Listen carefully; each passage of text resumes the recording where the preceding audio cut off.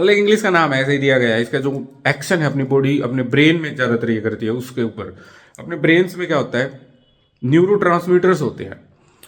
अब न्यूरो क्या होते हैं, वो एक्चुअली न्यूरॉन्स नहीं होते। आज तक जो साइंटिस्ट हैं, मेडिकल साइंस में जो रिसर्च हुई है, उनको ये पता चला है कि कुछ न्यूरॉन्स को ट्रांसमिट करते हैं। जैसे ट्रक है, ट्रेन्स हैं, जो माल को एक जगह से दूसरी जगह लेके जाती हैं। ट्रक्स में सामान आता है अलग अलग तरह का, हम एक जगह से दूसरी जगह डब्बों में सामान भर के रखते हैं। तो इस तरह के ये डब्बे हैं जो ट्रांसमिट करते हैं सिग्नल्स को। सो अपने ब्रेन के अंदर अलग अलग तरह के न्यूरो निकलते हैं, जैसे डोपामीन, एफ्रिन, नोरेफ्रिन, सेरोटोनिन और अलग अलग तरह के। सो वो क्या करते हैं, वो न्यूरॉन्स को एक जगह से दूसरी जगह लेके जाते हैं। और फिर न्यूरॉन्स आपस में ब्रेन में मिलकर कैसे फंक्शनिंग करते हैं, आज तक ये साइंटिस्ट को भी नहीं पता। तो ये ट्रांसमीटर्स हैं, यानी कि अपने सर के ऊपर ऐसे समझो वजन उस न्यूरॉन को उठाया और लेके जा रहा है। तो ये जो सेरोटोनिन है, ये एक ट्रांसमीटर का काम कर रहा है।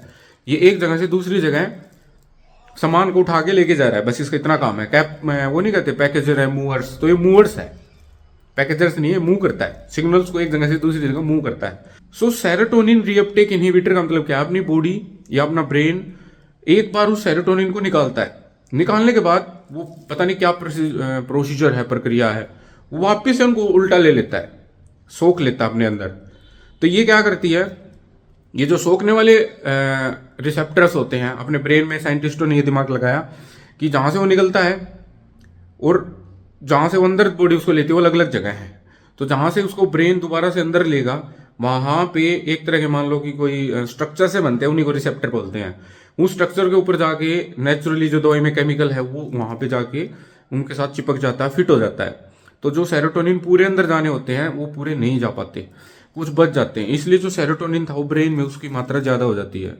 उसकी वजह से ये समझते हैं कि इसके दिमाग में सेरोटोनिन की कमी है, इसकी वजह से इसको ओसीडी हो रही है, ऑब्सेसिव कंपल्सिव डिसऑर्डर, डिप्रेशन हो रहा है, इसकी वजह से इसको पैनिक अटैक आ रहे हैं, इसकी वजह से इसके दिमाग में उलझन है। बट जो दवाइयाँ होती हैं केवल उन रिसेप्टर्स पे काम नहीं करती कि स्पेसिफिकली बस उन्हीं पे काम करेंगी। उसको 5-HT1 ऐसे रिसेप्टर भी बोलते हैं। बट उसके अलावा काफ़ी ब्रेन वो आज तक हम कंप्लीटली समझ नहीं पाए कि हमारी जो थॉट प्रोसेस है वो कैसे होती है, इतने विचार क्यों आते हैं, क्यों कोई किसी की इंटेलिजेंस बहुत ज़्यादा होती है, किसी की इंटेलिजेंस बहुत कम होती है, कोई बहुत ज़्यादा एडवांस लेवल के होते हैं, कोई बहुत जीनियस होते हैं, कोई कम होते हैं, कोई बहुत ज़्यादा रैशनल थिंकर होते हैं, किसी में इमोशनली ज़्यादा होते हैं, सेंसिटिव ज़्यादा होते हैं, कई बिल्कुल कम इमोशनल सेंसिटिव होते हैं। तो अपने ब्रेन का जो थिंकिंग पावर है, हम सोचते कैसे हैं, समझते कैसे हैं, कैसे